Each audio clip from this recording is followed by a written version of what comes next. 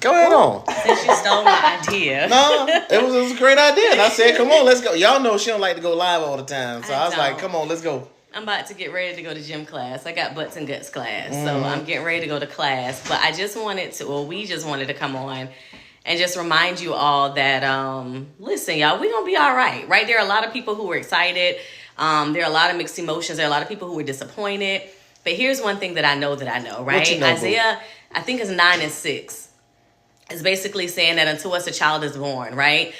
His name shall be wonderful counselor, right? Everlasting Father, Prince of Peace, right? And the government shall be upon his shoulders. Right. So I just want y'all to be encouraged with that on today, regardless of how you feel, right? Regardless if you're excited about it, regardless if you were disappointed, if you were mad, if you were in your feelings. It's a lot of people that's got a lot of stuff going on, and we just checking in on y'all. Right. I just want you to know that remember that God is always in control. Yes, he is. He has supreme rule. He's got supreme power. Yeah. And he sits high and he looks low. And there is nothing beyond his control. Yep.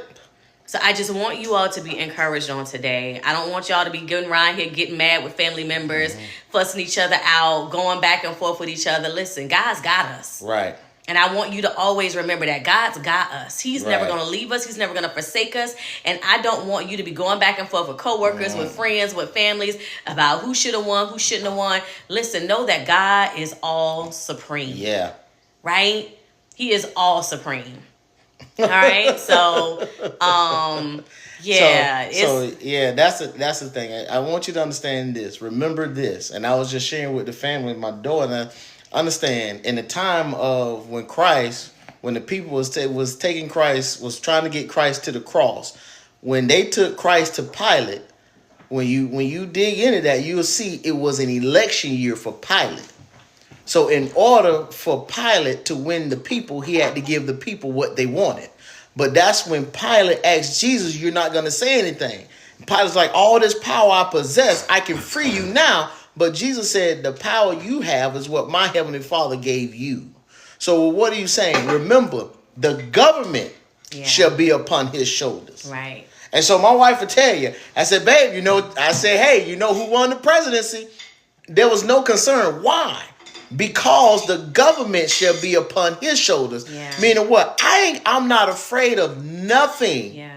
Why? Because God did not give me the spirit of fear, but of power, love, and a sound mind. And you can't stop me unless I operate in what God gave me. Go ahead, Mama. Yeah, no, I was just going to say that every time I thought about kind of what happened in this situation and was just like, oh my God, I was and God was just like, he reminded me constantly, the government shall be upon my shoulder. So I just want to encourage you all with that. The government shall be upon his shoulder. Nothing takes place without God allowing it to. Come on now. Right?